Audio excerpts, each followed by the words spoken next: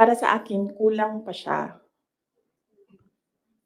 So inaantay ko yung next hearing.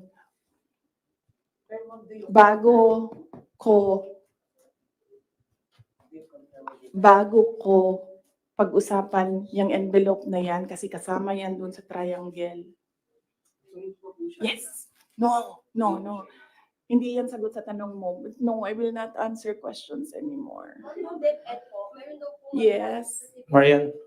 Thank you. Thank you. Thank you.